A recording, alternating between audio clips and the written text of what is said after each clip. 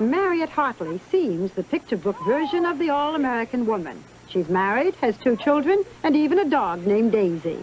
Her husband is not James Garner, as many people believe, but French-born director-producer Patrick Boisrevin. He did much of the decorating of their home in California's San Fernando Valley. It's decorated in a country French style. Mariette's life and her success may look like a storybook, but things haven't always been so wondrous. She made her film debut in 1962 in Ride the High Country, which is now considered a Western classic. She started acting when she was only 8. Her father was a successful New York advertising executive, and her mother was the daughter of famous American psychologist John B. Watson.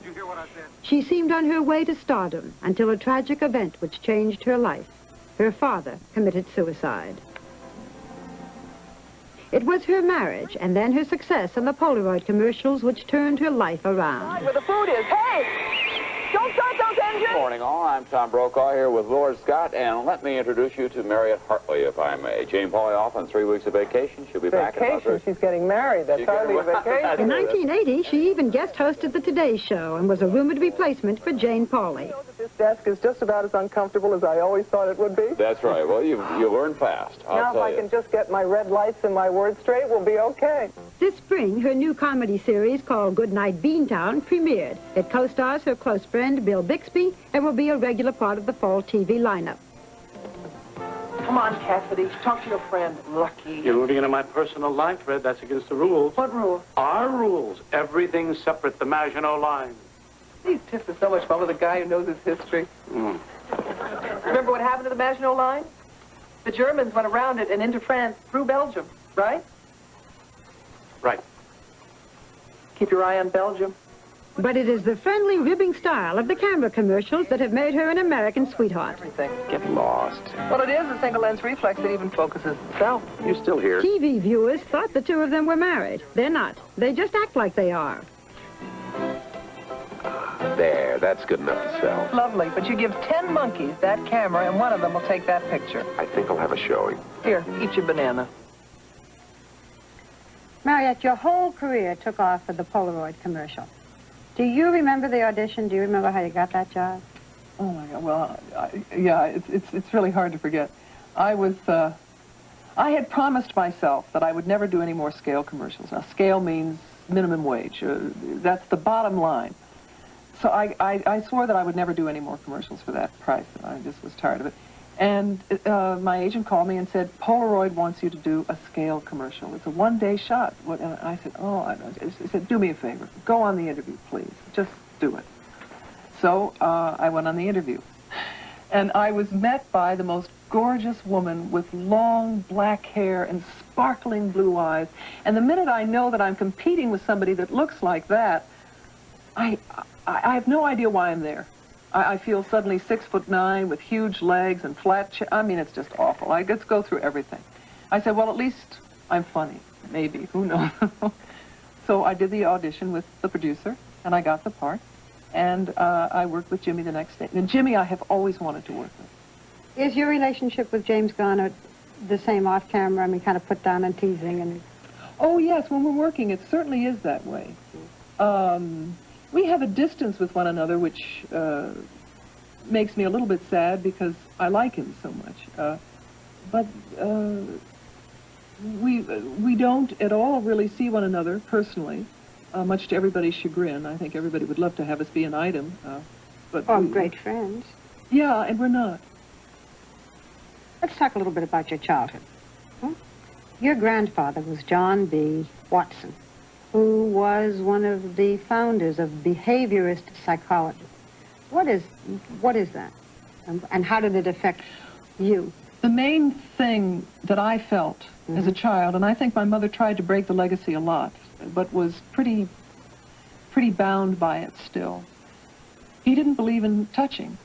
I remember when I had just had Justine or Sean, one of them, and I was Your own children. My own children, and I was breastfeeding, and I don't know, I was reading one of these magazines, and it said, you should never really become sentimental about your child. If you are going to kiss your child, kiss it once lightly on the cheek before going to sleep. Don't hug your child, don't hug blah, blah, blah. John B. Watson. Well, I had never been quite that overt by him before. I'd read his history, and I'd read, and it gave me chills. And my own childhood, I think, was affected greatly by it, because I think there was some kind of fear about touching too much. How did it affect you? My family life really fell apart when I was in high school. My mother had gone back to work. My father was then out of a job. And it was an O'Neillian household. I had a lot of stuff that I had to deal with by that time, because everything happened when I was about 21 or 22. 21 or 22. Was that the time with your dad? My father was going through a really awful time for him. He became catatonic, and there were moments when I would literally get on my knees and beg him to go into some kind of therapy or something. I felt that we were really losing him. And one morning, my mother and I were having breakfast, and we heard a noise in the other room, and I instantly knew what had happened. I don't know why. It's funny, gunshots in houses are so different than they are when you see them in westerns, because it doesn't sound like that at all. It sounds like a pop. And I didn't know he'd had the gun in the house. And we walked in, and he was indeed almost dead, and ran to the hospital, and it was a very brutal, very tough time. And your father died. He did die. And I must say, I'm very grateful for that, because if he had lived in the extent of damage that he had done to himself, he would have been a vegetable.